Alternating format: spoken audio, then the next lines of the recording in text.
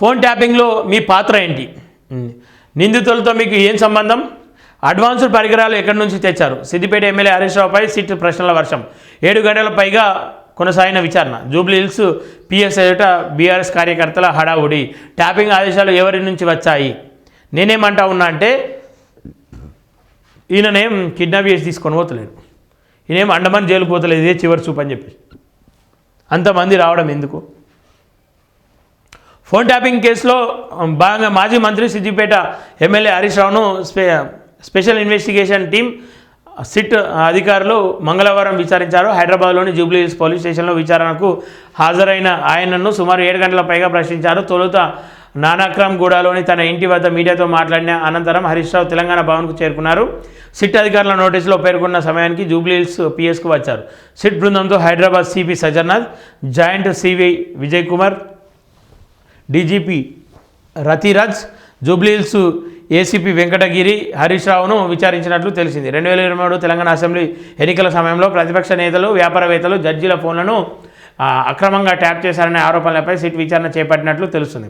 Phone tapping నిందితులతో ముఖ్యంగా మాజీ police అధికారులతో ఆయనకు ఉన్న పరిచయాలు లేదా జరిపిన సంభాషణలపై ఆరా తీసినట్లు తెలుస్తుంది. ట్యాపింగ్ ఆదేశాలు ఎవరి నుంచి వచ్చాయి అనే కోణంలో ప్రశ్నించినట్లు సమాచారం. ఈ కేసును మీరు బాధితులుగా ఉన్నారా అనే అంశం సైతం చర్చకు వచ్చినట్లు తెలుస్తూ ఉంది. మొత్తం మీద హరీష్ రావును ఫోన్ ట్యాపింగ్ వ్యవహారంలో మరోసారి పిలిచిరు. గతంలో వేసినటువంటి పిటిషన్ కొట్టివేసినప్పటికీ మరో కేసు చక్రధర్ గౌడ్ కేసు కాకుండా సిట్ విచారణ కాదు ఇది. సమాచారం బీఆర్ఎస్ నాయకులు ఫోన్ ట్యాప్లకు గురయ్యాయని ఈ వీడియోలు సైతం సేకరించేందుకు సిట్ ప్రయత్నించినట్లు తెలుస్తుంది. బీఆర్ఎస్ లీగల్ టీం వాగ్వాదం. హరీష్ రావు విచారణకు హాజరవుతున్న నేపథ్యంలో బీఆర్ఎస్ లీగల్ టీం పోలీసులతో వాగ్వాదానికి దిగింది. హరీష్ రావును విచారణ పేరుతో ఒకరినే చేసి ఇబ్బందులకు గురి చేస్తున్నారని ఆరోపించింది. 160 సిఆర్పిసి నోటీసులు అందజేసిన గంట పాటు విచారిస్తారా అని పోలీసులను ప్రశ్నించారు. కనీసం టీ భోజనం సైతం అందించకుండా విచారిస్తున్నారని ఆరోపించారు. సాక్షిగా పిలిచి ముద్దాయిగా విచారిస్తున్నారని ఆందోళనకు దిగారు. మధ్యాహ్నం భోజనం విరామ అనంతరం నుంచి హరీష్ రావు బయటకు వచ్చే వరకు లీగల్ టీం పరిసరాలలోనే ఉన్నారు. అడ్వకేట్లు వేణుగోపాలరావు, సోమభరత్లు పోలీస్ స్టేషన్లోకి వెళ్లేందుకు విశ్వ ప్రయత్నాలు చేశారు. బీఆర్ఎస్ కేడర్ హల్చల్. జూబ్లీహిల్స్ పిఎస్ వద్దకు బీఆర్ఎస్ శ్రేణులు భారీగా తరలివచ్చారు. విచారణ జరుగుతున్న సమయంలో ఎలాంటి అవాంఛనీయ ఘటనలు జరగకుండా పోలీసులు భారీ బందోబస్తు ఏర్పాటు చేశారు. భారీగా తరలివచ్చిన బీఆర్ఎస్ కార్యకర్తలు ప్రభుత్వానికి వ్యతిరేకంగా నినాదాలు చేస్తూ నిరసన తెలిపారు. పిఎస్ వద్ద ఆందోళన చేపట్టిన బీఆర్ఎస్ మహిళా కార్యకర్తలను పోలీసులు అడ్డుకొని కొందరిని అదుపులోకి తీసుకున్నారు. పోలీసు పరిసరాల్లో భారీ ఎత్తున మోహరించిన బీఆర్ఎస్ శ్రేణులను పోలీసులు పంపించే ప్రయత్నం చేసిన పోలీసుల ఆదేశాలను వారు బేఖరాతు చేశారు. మీడియా సమావేశం నిర్వహిస్తున్న ఆ నేతలను పంపించే ప్రయత్నం చేయగా జూబ్లీహిల్స్ పిఎస్ పరిసరాల్లో వారు బైఠాయించి నిరసన తెలిపారు. ఈ క్రమంలోనే ఉదయం 10 గంటల నుంచి సాయంత్రం 7 గంటల వరకు జూబ్లీహిల్స్ పిఎస్ ప్రాంతంలో ట్రాఫిక్ ఇబ్బందులు ఏర్పడ్డాయని చెప్తున్నాం. ఈ కోణంలో విచారణ ప్రశ్నలు. మీడియా సంస్థ అధినేత శ్రావణ్ రావు ఈ కేసులో మరో నిందితుడిగా A6 ఉన్నారు. ట్యాపింగ్ కోసం అవసరమైన సాంకేతిక పరికరాలను సమకూర్చడం, విదేశాల నుంచి సర్వర్లను నిర్వహించడంలో హరీష్ రావు పాత్ర ఉన్నట్లు సిట్ అనుమానిస్తోంది. గతంలో విదేశాలకు పారిపోయిన శ్రావణ్ రావు సుప్రీంకోర్టు ఆదేశాలతో తిరిగి వచ్చి విచారణకు హాజరయ్యారు. ప్రణీత్ రావు, ప్రభాకర్ రావులతో ఆయన జరిపిన వాట్సాప్ చాట్ల ఆధారంగా సిట్ ఆయన్ని విచారిస్తోంది. బీఆర్ఎస్ ఎమ్మెల్సీ నవీన్ రావు కూడా ఈ నెలలో సిట్ అధికారులు సుమారు 8 గంటల పాటు విచారించారు. ప్రైవేటు డివైజ్ల ద్వారా కొంతమంది వ్యక్తుల ఫోన్లను ట్యాప్ చేశారనే ప్రధాన ఆరోపణలపై కూడా ప్రశ్నించినట్లు తెలుస్తుంది. ఎస్బీఐ మాజీ చీఫ్ ప్రభాకర్ రావు, ప్రణీత్ రావులతో నవీన్ రావుకు ఉన్న సంబంధాలపై మీకు తెలుసా అనే కోణంలో అధికారులు ఆరా తీసినట్లు సమాచారం. ఈ కేసులో ప్రధాన సూత్రధారిగా భావించబడుతున్న టి ప్రభాకర్ రావును రిటైర్మెంట్ తర్వాత కూడా ఎస్బీఐ చీఫ్గా కొనసాగించడం వెనుక రాజకీయ ఉద్దేశాలు ఉన్నాయా అనే కోణంలో సిట్ విచారించినట్లు తెలుస్తుంది. ఈ నియామకానికి సంబంధించిన నిర్ణయాల్లో హరీష్ రావు పాత్ర ఉందా అనే అంశంపై కూడా సిట్ లోతుగా ప్రశ్నించినట్లు సమాచారం. సిట్ సేకరించిన పెన్ డ్రైవ్లు, హార్డ్ డిస్క్ల డేటా ఆధారంగా బీఆర్ఎస్ నాయకుల ఫోన్లో నంబర్లు కూడా ఉన్నాయని, వాటిపై ఏ సమాధానం చెప్తారని కూడా ప్రశ్నించినట్లు తెలుస్తుంది. ప్రభాకర్ రావు, శ్రావణ్ రావు విదేశాలకు వెళ్లే అంశం మీకు తెలిసే జరిగిందా అని విచారించినట్లు తెలుస్తుంది. ప్రభాకర్ రావు అండ్ టీం 2023లో ఎన్నికల్లో కాంగ్రెస్ పార్టీకి చెందిన నాయకుల ఫోన్లను ట్యాప్ చేసి ఎలక్షన్ల ఖర్చు డబ్బులను పట్టించారనే ఆరోపణలు కూడా ఆరా తీసినట్లు సమాచారం అని చెప్పి చూస్తూ ఉన్నాం. సరే ఇది ఒకసారి చూద్దాం. ఇది ఆయన అడిగిరంట హరీష్ రావు ఏమంటా ఉండండి, నేనే 100 ప్రశ్నలు అడిగినా, ఫోన్ ట్యాపింగ్లో నాకేం సంబంధం లేదు, నేనేమైనా హోంమంత్రినా? అప్పటి ఇంటెలిజెన్స్ చీఫ్ డీజీపీని విచారించాలి. పొద్దున భాగవతం బయటపడితే సాయంత్రం నోటీసులు ఇచ్చారు. రేవంత్ నీ రాజకీయ పతనం దగ్గరలో ఉంది, దమ్ముంటే నా విచారణ వీడియోలు బయటపెట్టు. సిట్ విచారణ అనంతరం మాజీ మంత్రి హరీష్ రావు. ఫోన్ ట్యాపింగ్ కేసులో విచారణలో సిట్ ప్రశ్నలు అడగడం కాదు, నేనే పోలీసులను 100 ప్రశ్నలు అడిగిన అని మాజీ మంత్రి BRSLP deputy floor leader Harish Rao అన్నారు. మంగళవారం సిట్ విచారణ అనంతరం తెలంగాణ భవన్కు చేరుకున్న ఆయన మీడియాతో చిట్చాట్ చేశారు. ఫోన్ ట్యాపింగ్ కేసులో నాకేం సంబంధం, నేను అప్పుడేమైనా హోంమంత్రిగా పనిచేశానా అని నిలదీసినట్లు చెప్పారు.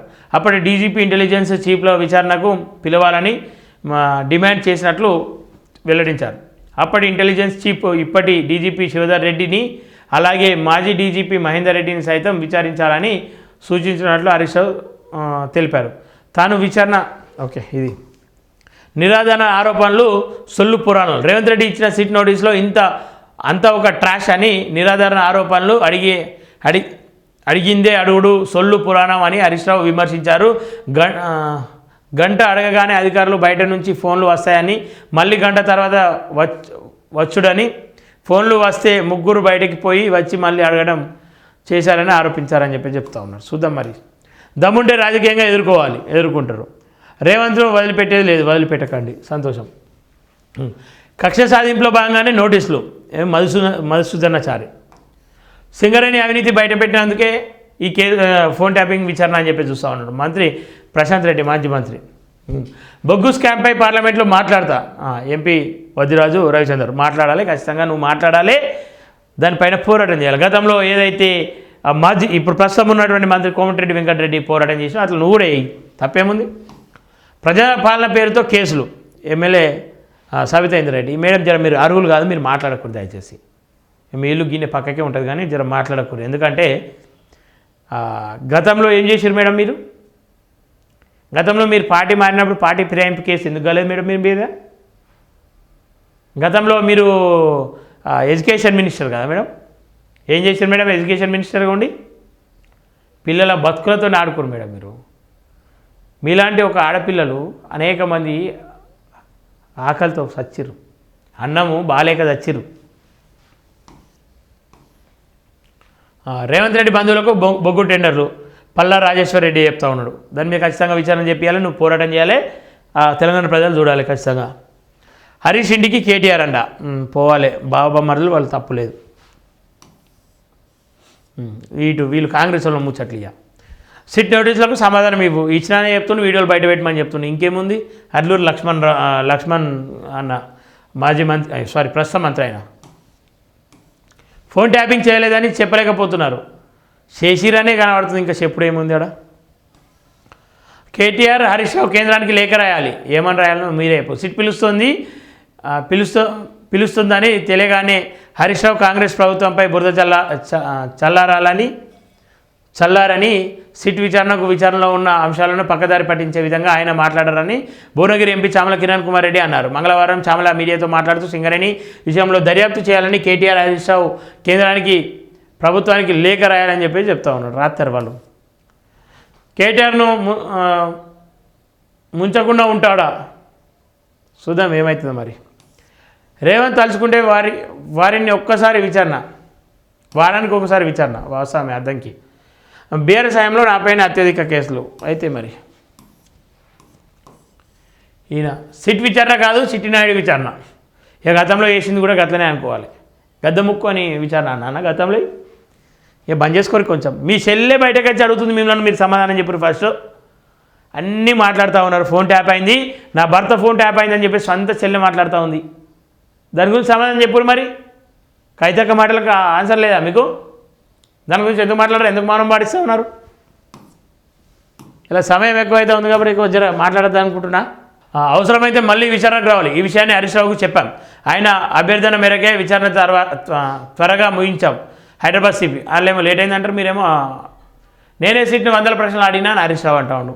బాధితుల ఇంటి వద్ద ఎఫ్ఐఆర్ నమోదు. రాష్ట్ర పోలీస్ శాఖ కీలక నిర్ణయం. దేశంలోనే మొట్టమొదటిసారి తక్షణమే అమల్లోకి. నేరస్తులకు భయం, బాధితులకు భరోసా. సిఐడి అట ఫ్యూచర్ సిటీ అభివృద్ధిలో యుఏఈ భాగస్వామ్యం. ఈ సంస్థ చీఫ్ సప్లై చైన్ ఆఫీసర్తో తెలంగాణ రైజింగ్ ప్రతినిధుల బృందం భేటీ. రాష్ట్రంలో భాగస్వామ్యానికి ముందుకొచ్చిన గూగుల్. ఏఐ రంగంలో పెట్టుబడికి రాయల్ ఫిలిప్స్ అట ఆసక్తి. దావోస్లో తొలి రోజు బిజీగా CM Revanth Reddy and team. తెలంగాణలో ప్రపంచ స్థాయి స్థిరమైన పారిశ్రామిక క్లస్టర్లు సీఎం రేవంత్ రెడ్డి.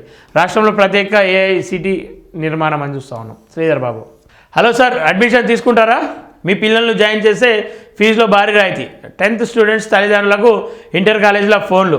ప్రైవేట్ ప్రభుత్వ స్కూళ్ళ నుంచి నంబర్ల సేకరణ. డిస్కౌంట్ల పేరుతో గాలం వేసే ప్రయత్నం. 10వ తరగతి పరీక్షలకు పూర్తి కాకముందుకే అడ్మిషన్ల దందా. చర్యలు తీసుకోవడంలో అధికారుల విఫలం. అమెరికాలోని గ్రీన్లాండ్, వెనిజులా, కెనడా ఏఐతో స్పష్టించిన ఓ ఫోటోలోనూ పోస్ట్ చేసిన ట్రంప్. Ticket please. ఎమ్మెల్యే ఇన్ఛార్జీలకు ఆశావాహుల అప్లికేషన్లు. కాంగ్రెస్ మున్సిపాలిటీ ఎన్నికల హడావిడి. ఒక్క స్థానానికి 10కి పైగా దరఖాస్తులు. అభ్యర్థులు ఎంపికలో మంత్రులే కీలకం.